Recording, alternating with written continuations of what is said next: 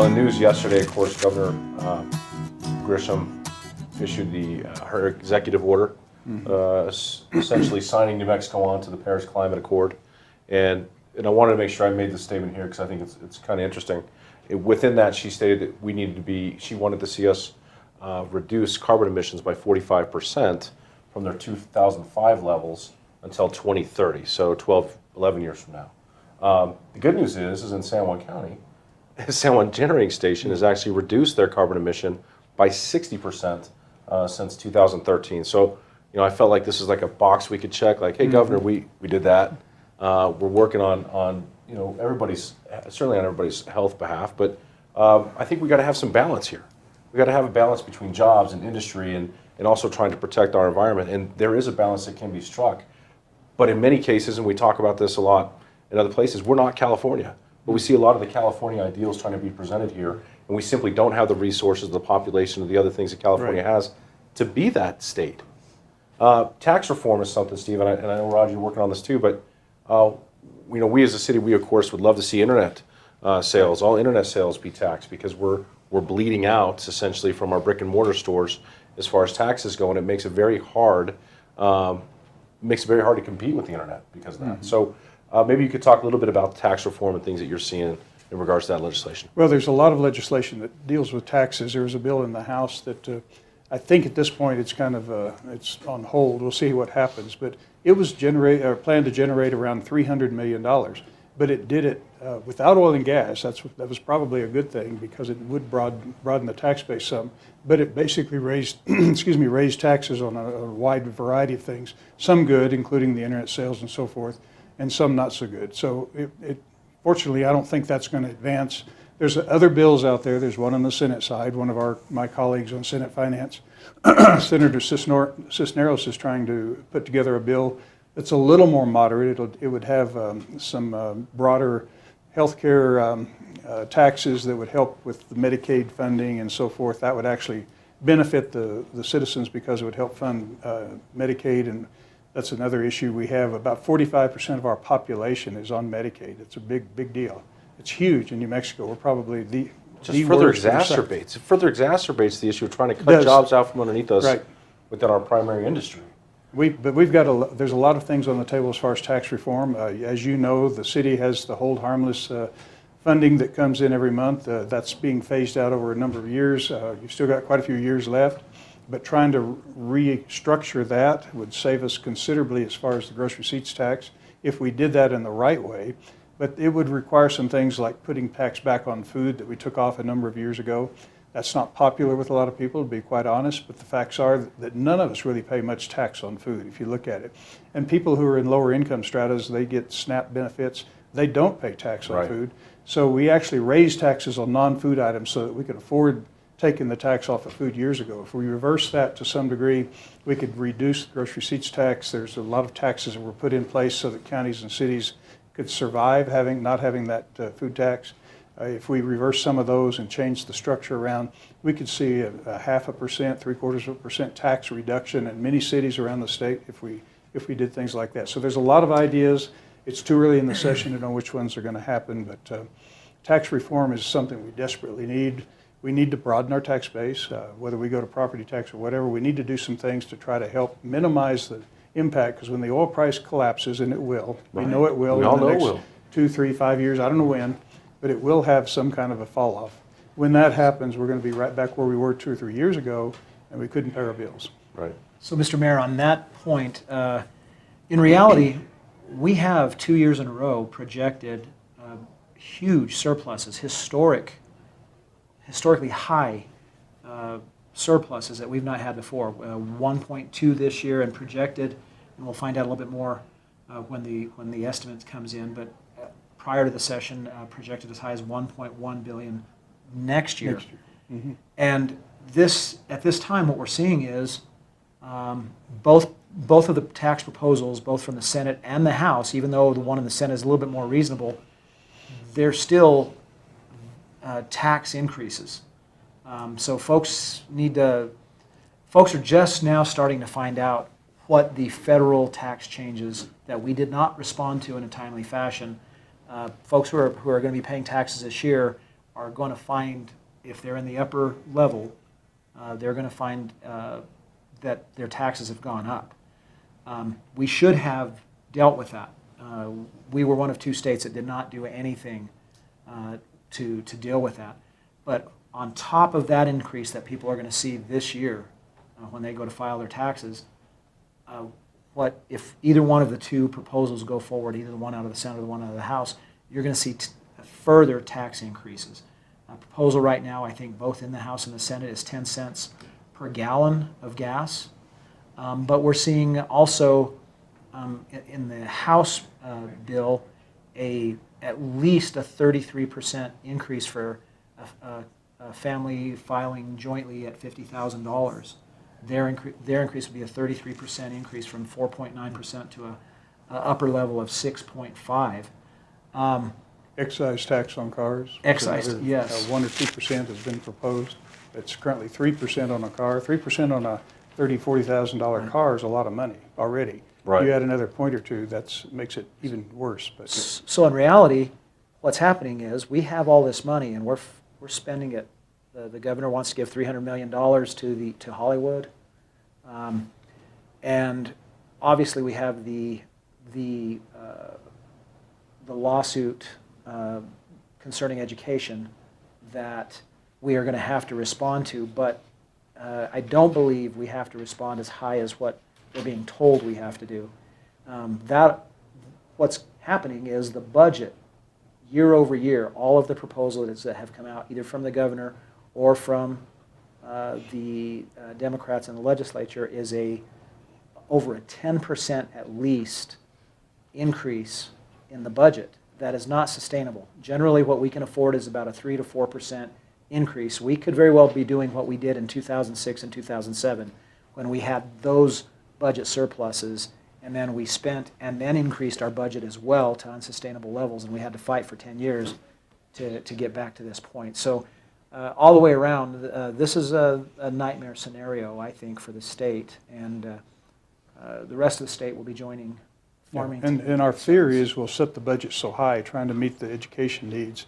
We'll get a $7.1 or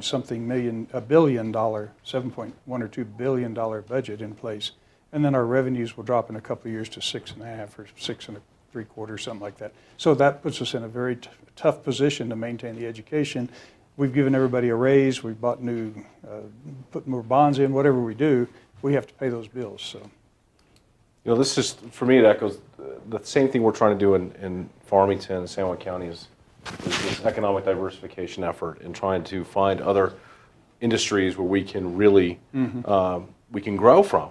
Right. But it's hard to grow from something if they cut off what you have that sustains you. And so, for us, certainly, I think representatives of the city of Farmington, I think we're blessed for the fact that we are in a nonpartisan environment, so to speak. I feel like our council is very together in regards to this idea that we've got a short window of time where we understand the GRT base may kind of be stable, and we need to be working through some other areas. So as far as economic diversification goes for the state, are there any other big areas that they're working on? And Senator Bill Scher is here as well, and we wanted to bring him in on camera. But I'd definitely like to get Senator Scher's opinions as well on any economic diversification things that are going on that you guys can speak of. And we have a beautiful state here, and we've got some amazing assets that, frankly, much like the assets up in San Juan County, have been really kept secret. Is there something going on with that? So I wish that was the discussion. The only diversification efforts that seem to be being discussed is finding a way to offer more incentive for Hollywood to come here. And there is one bill out there that I do like, which would encourage or incentivize the film industry to go outside of just the Albuquerque and Santa Fe area. But other than that, what we're really seeing is not and kind of stopping the conversation of diversification of industry. The conversation has been diversification of revenue stream. That's why you're seeing the proposals since oil and gas seems to be out of favor with this administration, going away from oil and gas and relying on oil and gas, but increasing a burden on the taxpayer themselves. That is diversifying to what they believe is a more steady stream, but I don't know that the taxpayer wants to see themselves as the target of that increase, and that's really what's being proposed. It's not a very good offensive strategy in my mind. Seems pretty offensive to me, Mr. Well, Mayor. very offensive, obviously, but we're not out there. There's not a playbook, it seems like, or a game plan, and nonpartisan. Both sides coming together saying, yes, this is the kind of low-hanging fruit that we've not taken advantage of economically, and we want to build this up. Besides Hollywood, build this up to bring businesses here. Senator Scher, what are your? So they do talk about two economic diversification things. One is tourism. That's great. So what they mean by that is in San Juan County, so we would get some people to come up there and fish in the quality waters of San Juan, like they already do. But maybe we could get another 10%. But is that going to replace the natural gas revenue from San Juan County? Not even close. Even if we have the best outdoor activities in the world, and we do, it simply won't replace that kind of revenue at that level. But that's what they talk about. And they talk about that statewide. The other thing that they talk about are the green energy jobs. But again, so we talked about the power plant earlier, 1,600 jobs. That will be replaced by literally a handful of jobs, no matter where it's done in the state. So 1,600 down to 30, they call that economic diversification. So the two things that they're most proud of simply don't hire anybody and don't pay any taxes. When you do go to the green energy things, which I'm all in favor of, they get tax subsidies. They are not taxpayers. So again, where does the money for our schools come from? Where does the money for our roads come from? Where does the money for anything that we want to do in the state come from once we've... What's the middle class going to do in New Mexico when there's no blue-collar jobs? Or are we all just going to become coders and go work for software companies and go be cameramen for Hollywood? I mean, what are we going to do when they continue to deplete this? So We have a strong job base in energy. Absolutely. That's one of the greatest things about New Mexico is energy. And it frankly just scares me to hear the rhetoric and everything that comes out right now. Just being in this room creeps me out. Fortunately, we're on the right side yes. of the house. But yeah, I hate to be doom and gloom, right? I mean, that's Well, certainly not what we want to be. We want to be positive. We need to be. There are some things that we could do, though. I'm not sure that this administration will do them, but one of the big reasons that industry just doesn't look at us is there's confusion in our tax code. It's difficult to figure out. And so when they have a list of, oh, these are good places to go. New Mexico doesn't have tsunamis, it doesn't have hurricanes, it doesn't have all the bad things. Oh, okay, they're on the list. But then they start looking down some of the other things and go, we don't even understand their tax code. So they're off the list. You can get a lot of tax breaks in New Mexico, but you have to put a lot of effort into finding them.